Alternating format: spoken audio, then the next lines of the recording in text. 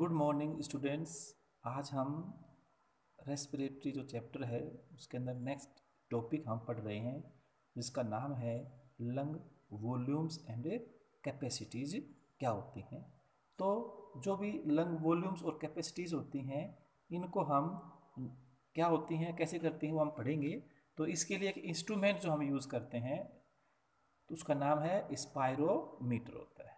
तो ये lung volumes और कैपेसिटी जो होती हैं जब हम रेस्पिरेशन करते हैं तो या ब्रीदिंग जिसको हम कहते हैं उसमें हमारे लंग्स के द्वारा गैसेस का जो एक्सचेंज होता है, ठीक है, तो उसके दौरान जो है कितनी वॉल्यूम का एक्सचेंज होता है, क्या वहाँ पर रेस्पिरेटरी रेट होती है, ये सब जो होती है इसमें बड़ा महत्वपूर्ण रोल अदा करती हैं। तो ये जो इंस्ट्रूमेंट है जो एपरेटस है जिससे हम इनको लंग वॉल्यूम्स और को मापते हैं, मोस्ट हम वॉल्यूम्स को मापते हैं, कैपेसिटीज अपने आप निकल जाती हैं, तो इसका नाम है स्पायरोमीटर कहते हैं।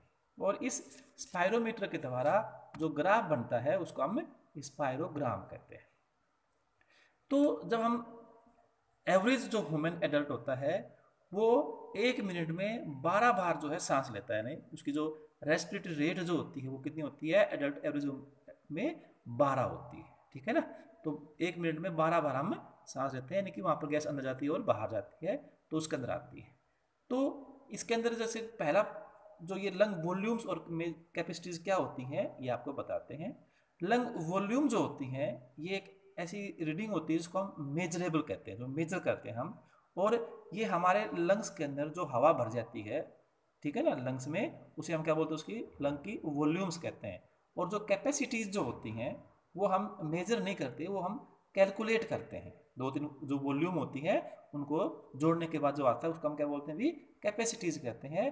तो ये कॉम्बिनेशन होता है 2 और मोर वॉल्यूम्स बोलते हैं, ठीक है ना।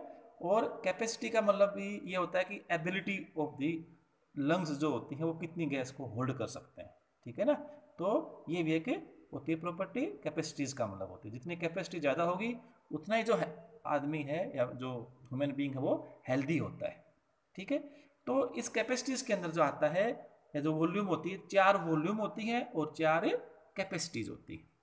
तो इसके अंदर हम सबसे पहले आपको एक बात बताते हैं कि मिनट वेंटिलेशन क्या होती है, ठीक है। तो यानी कि ये कितनी हम हवा अंदर लेते हैं और बाहर छोड़ते हैं पर मिनट, उसे हम क्या बोलते हैं भी मिनट वेंटिलेशन कहते हैं। और मिनट वेंटिलेशन जो होती है वो हम निकालते हैं जैसे कि जो टाइटल वॉल्यूम होती है और हम 1 मिनट में कितनी बार सांस लेते हैं उन दोनों को गुणा कर दो। टाइडल वॉल्यूम जो होती है ये क्या होती है, जैसे हम इसको पढ़ेंगे आपको कि अमाउंट ऑफ एयर जो है हम इनहेल कर रहे हैं एक्सहेल कर रहे हैं ड्यूरिंग नॉर्मल ब्रीदिंग के अंदर जो होती है उसे हम क्या बोलते हैं टाइडल वॉल्यूम कहते हैं। और इसकी वैल्यू जो होती है 500 ml होती है पर ब्रीद, एक ब्रीद के अंदर। और वैसे हमारे कितनी ब्रीद करते हैं 1 मिनट में 12 बार, तो 12 इंटू 500 यानी कि 6 लीटर जो है पर मिनट के अंदर जो है हम गैस का ये आदान प्रदान करते हैं, यानी कि ये मिनट वेंटिलेशन है। इनहेल और एक्सहेल जो होती है वो होती है।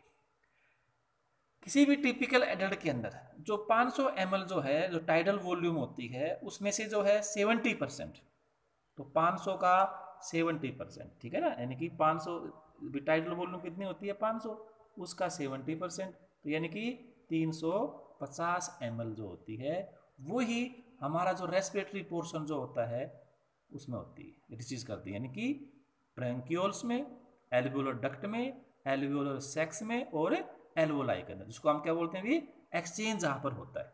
एक एयर पैसेज वे जो होता है जिसको हम नॉन रेस्पिरेटरी कहते हैं, जो कंडक्टिंग एयर के रूप में काम करता है, जो इससे पहले वाले से सारे सिस्टम जो होते हैं ट्रैकिया, ब्रोंकिया, नोज है, फेरिंग्स है, लेरिंग्स है, ट्रैकिया है, ब्रोंकियोल्स और टर्मिनल ब्रोंकियोल्स है।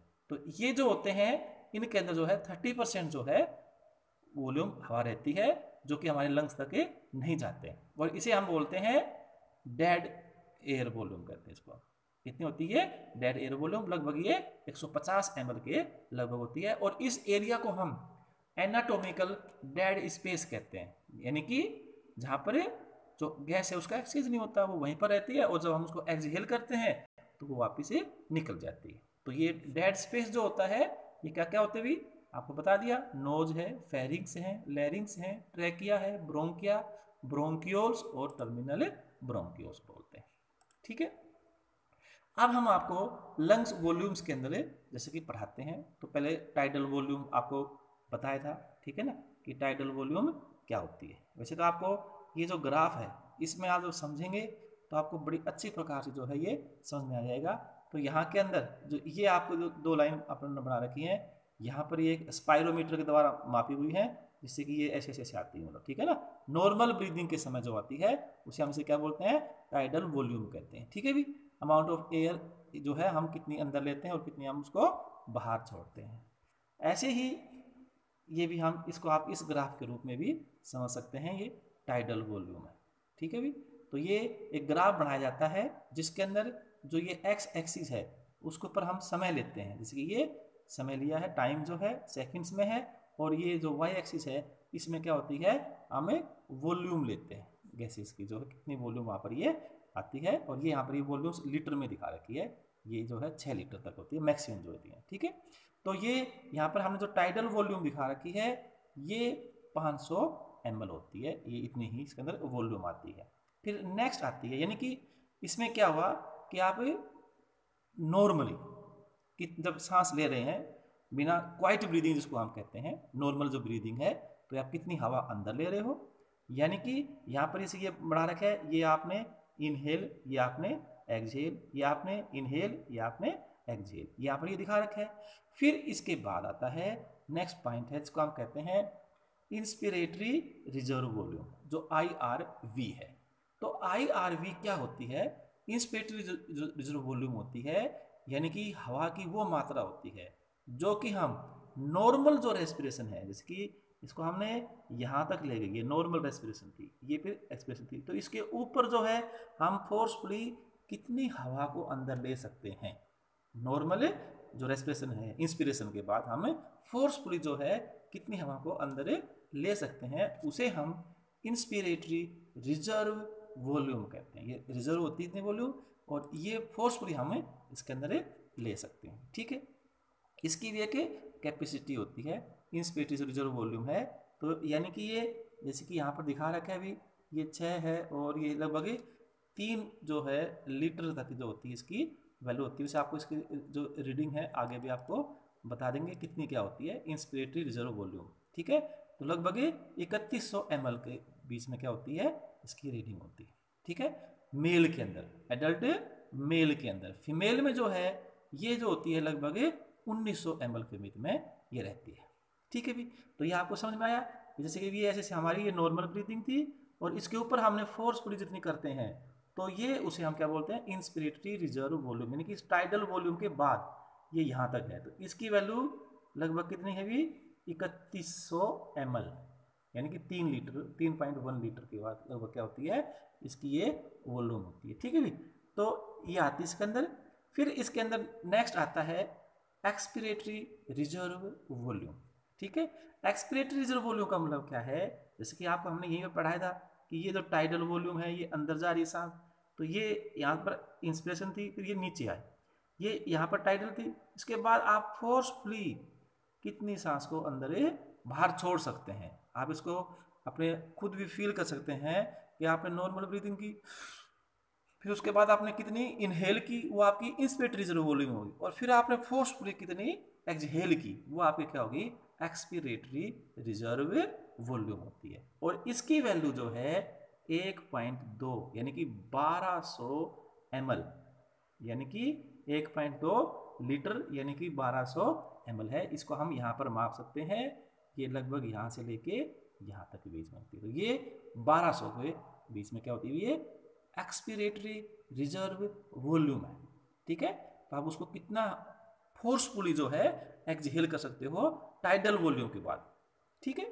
अब यहाँ पर एक और वैल्यू आती है जिसको हम क्या बोलते हैं रेजिडुअल वॉल्यूम कहते हैं। जैसे कि ये यहाँ पर जो है रेजिडुअल वॉल्यूम है, यानी कि ये हवा की वो मात्रा होती है जो कि हमारे लंग्स में रह जाती है आफ्टर फोर्सफुली एक्सहेलेशन, क्योंकि ये जो हमारी है यहाँ पर ये फोर्सफुली एक्सहेल किया हमने, इसके बाद जो हवा बच जाती है, ठीक है ना, यानी कि ये जो फोर्सफुली किया है यहाँ पर, इसके बाद जो बच जाती है उसे हम क्या कहते हैं रेजिडुअल वॉल्यूम है। यानी कि ये हवा जो है हमारे लंग्स के अंदर जो रह जाती है उसे हम क्या बोलते हैं भी, residual volume. Air in the lungs after maximum expiration, ठीक है। ये रेजिडुअल वॉल्यूम होती है, और लंग कैपेसिटीज जो होती हैं that include RV can not be measured by spirometer, क्योंकि जो रेजिडुअल वॉल्यूम होती है ये तो लंग्स के अंदर रहेगी, और स्पायरोमीटर जो होता है वो तो हवा जो हम बाहर निकालते हैं उसको मापने का इंस्ट्रूमेंट होता है, तो हम इसको स्पायरोमीटर से नहीं माप सकते। वैसे इसमें हम और अन्य जो टेक्निक है हीलियम वगैरह यूज करके इसको कुछ यूज करते हैं जिससे हम रेजिडुअल वॉल्यूम निकालते हैं। तो आगे हम जब भी कैपेसिटी निकालेंगे और उस कैपेसिटी के अंदर अगर रेजिडुअल वॉल्यूम आ जाती है तो उसको हम डायरेक्टली स्पायरोमीटर से नहीं निकाल सकते, ठीक है। तो ये इनके अंदर की रीडिंग आती है। नेक्स्ट अब हम इसके बारे में पढ़ते हैं, एक बड़ा ही महत्वपूर्ण आता है FRC। FRC का मतलब क्या होता है, फंक्शनल रेजिडुअल कैपेसिटी, ठीक है भी। FRC is the volume of the gas present in the lungs, ठीक है, at the end expiration during tidal breathing. ये बड़ी महत्वपूर्ण रीडिंग है, ये जैसे आपको यहाँ पर दिखाई गई है, इस डायग्राम से आपको अच्छे प्रकार से ये समझ में आएगी। उसको हम क्या बोलते हैं भी, फंक्शनल रेजिडुअल कैपेसिटी कहते हैं, ठीक है। तो फंक्शनल रेजिडुअल कैपेसिटी जो होती है इसके अंदर क्या आता है, एक तो ये आती है हमारी रेजिडुअल वॉल्यूम आती है, और एक इसमें क्या आती है, एक्सपिरेटरी रिजर्व वॉल्यूम। तो जब हम दोनों को जोड़ देते हैं तो उससे क्या निकलता है, फंक्शनल रेजिडुअल कैपेसिटी। सिंपल सी बात है, जब हम फोर्सफुली एक्सपीरेशन नहीं कर रहे होते हैं तो उस समय हमारे लंग्स के अंदर रेजिडुअल वॉल्यूम और इंस्पिरेटरी जो रिजर्व वॉल्यूम है जो हम फोर्सफुली निकालते हैं वो दोनों वहां पर रह जाती है। तो ये जो होती है जिसको हम क्या बोलते हैं, फंक्शनल रेजिडुअल वॉल्यूम कहते हैं, ठीक है ना। तो ये आप देख सकते हैं भी लगभग कितनी होती है भी, एक्सपिरेटरी रिजर्व वॉल्यूम 1200 और रेजिडुअल वॉल्यूम भी कितनी होती है 1200, या फीमेल में 1100 होती हैं, तो यानी कि कितनी होगी, लगभग 2.4। तो ये जो फंक्शनल जो रेजिडुअल वॉल्यूम होती है ये इसको हम इस प्रकार हम इसको भी निकालते हैं, ठीक है। ये रिजर्व मतलब लेफ्ट रहेगी नॉर्मल एक्सपीरेशन के बाद जब फोर्सफुली नहीं होती है, ठीक है ना, तो ये आती है। नेक्स्ट जो है तो ये हम एक कैपेसिटी आ गई है, तब हमें जैसे कि पहले तो क्या है, वॉल्यूम थी, तो 4 वॉल्यूम थी, टाइडल वॉल्यूम, ठीक है, पहले क्या थी, tidal volume, inspiratory reserve volume, expiratory reserve volume, और एक क्या बच गई, रेजिडुअल वॉल्यूम। 4 ये वॉल्यूम होती है। ऐसे ही फिर 4 कैपेसिटी होती हैं, और उनके अंदर जो पहली जो आपको मैंने बताई है उसका नाम है फंक्शनल रेजिडुअल कैपेसिटी। फंक्शनल जो है, ठीक है ना, तो इसमें रेजिडुअल एयर के बाद जो लंग्स में बच जाती है, और अगर हम नॉर्मल एक्सपीरेशन कर रहे हैं तब इन दोनों के वैल्यू जो होती है रेजिडुअल वॉल्यूम और ERV को हम क्या बोलते हैं, फंक्शनल रेजिडुअल कैपेसिटी कहते हैं। नेक्स्ट इसमें आती है इंस्पिरेटरी कैपेसिटी, यानी कि कैपेसिटी है इंस्पिरेटरी, ठीक है ना। तो ये क्या है, कैपेसिटी मतलब एबिलिटी, हम लंग्स कितना इंस्पायर कर सकते हैं, सांस अंदर ले सकते हैं। तो सिंपल सी बात आ गई, टाइडल नॉर्मल और इंस्पिरेटरी रिजर्व वॉल्यूम क्या होती है, फोर्सफुली। तो इन दोनों को जब हम जोड़ेंगे तो क्या होगा, हम इतनी हवा को अंदर ले सकते हैं, ये मैक्सिमम कैपेसिटी होती है। तो ये मैक्सिमम वॉल्यूम होती है दैट कैन बी इंस्पायर्ड, उसे हम क्या बोलते हैं भी, इंस्पिरेटरी कैपेसिटी है। तो सिंपल सी बात है, ये जो इंस्पिरेटरी कैपेसिटी है इसके अंदर 2 जोड़ आ गए, एक तो ये आ गया, इसको क्या बोलते हैं हम, इंस्पिरेटरी रिजर्व वॉल्यूम, और एक यहाँ पर क्या आ गया, टाइडल वॉल्यूम, यानी कि IRV और प्लस TV। ये जो है क्या है, इंस्पिरेटरी कैपेसिटी। ये एक कैपेसिटी होती है, और जिसके अंदर ये जितनी ज़्यादा कैपेसिटी होती है उतने ही क्या होता है वो, जैसे एथलीट वगैरह में क्या होती है, अच्छी होती है, उनके लंग्स क्या होते हैं वो अच्छे होते हैं। तो ये इंस्पिरेटरी रिजर्व वॉल्यूम जो है ये आती है